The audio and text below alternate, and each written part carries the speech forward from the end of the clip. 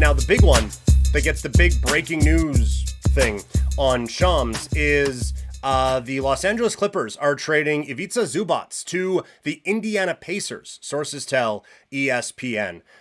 We don't have any word on the return yet for Zubac, but let's look at the part of it that we know, and that is that Zub is going to be now a member of the Indiana Pacers. I like this move for them. I'm not going to risk my internet exploding and looking at his contract on there. I guess I have a phone.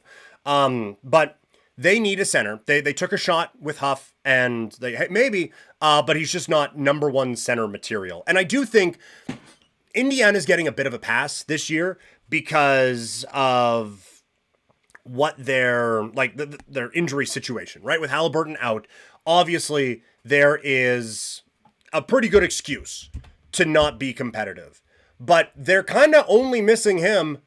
Some other injuries have popped up as the season's gone on, but for the most part, kind of only missing him, and they're a last place basketball team. So I do think that there is a little bit of a, okay, we didn't think it'd be this bad happening with this team. So this one makes a whole lot of sense. I think Zubac with Halliburton next year is a really fascinating group. Him out there with Pascal Siakam as well. Again, we'll see what gets given up, but I like this move a lot. It is Indiana recognizing where they are at, where they need to be next season, and making a move to try to address that. Center was an obvious need. We'll see what they had to give up, but I like this a lot. Zubac's going to the Indiana Pacers here. Still waiting to see what the return is on that trade. Not seeing it pop up just yet. So, but again, it's another bit of a sell-off type move for the Los Angeles Clippers, who make the Harden trade and go out and get a little bit younger with Darius Garland. Again, they don't control their pick for forever. So a full tear down, let's be bad and build up through the draft, that's not necessarily going to happen there. But I think they also have to understand they need to get younger and need to look more towards the future and see how they can kind of maximize the players that they have on their roster right now. So they're in a tricky spot after the big move didn't work, but it's going to be interesting now to see what they get here in the Zubac trade.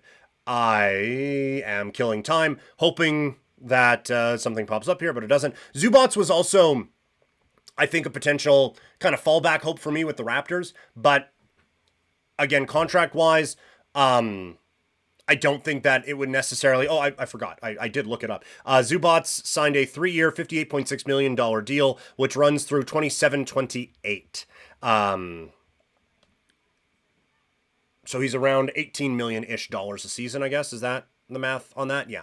So not a bad contract at all. Actually, a really good one. And locked in for a bit of term. So Pacers get him for a couple of seasons on a team that is going to be hoping to compete for a championship as early as next season, depending on how the draft goes and the recovery for Tyrese Halliburton. So that was one I was kind of hoping the Raptors might get in on, but I think some of the logistics might not have lined up in the way that the Raptors would have wanted them to. The Indiana Pacers are sending Benedict Mathurin, Isaiah Jackson, 2 first-round picks and 1 second-round pick to the Clippers for Zubac and Kobe Brown. So that's not nothing. The Clippers are receiving a receiving a 2026 first-round pick from the Pacers, protected 1-4 and 10-30, plus a 2029 unprotected first rounder. So that's a hell of a protection on a pick. So from 5 to 9, it works. And then a 2029 unprotected first rounder. So yeah, like this year, you don't want to give up this first round pick because of like how bad this team could be. But the Pacers aren't going to give up Zubac for nothing. So that's a creative way of working around it a little bit. Mathurin's interesting. So again, they're getting a little bit younger and adding so now like Mathurin with, for now, I guess Kawhi and Garland.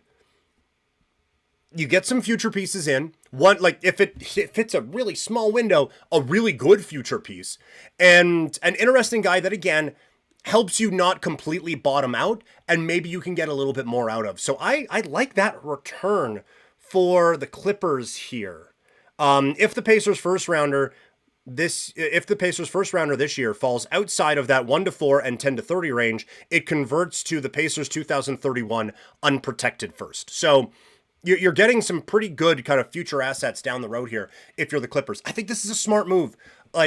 And look, it's a decent amount to give up. Mathurin is an interesting one for the Pacers to kind of move off of. But like Zubac fits with this team, I think, really well. With him, Siakam, Nembhard, and Halliburton, like that's a pretty good 4. And then pick your 3. I'm sure I'm missing someone. The team has more than 3 players on the team right now. So, but that's a pretty good base to kind of start from. And now again, for the Clippers, you're getting young, you're getting lottery tickets, getting a little bit, some interesting pieces coming in. I think a pretty good job here for LA, for a team that can't fully bottom out, but obviously needed to make a bit of a change. So yeah, I like this one a lot for the Indiana Pacers and for the Los Angeles Clippers.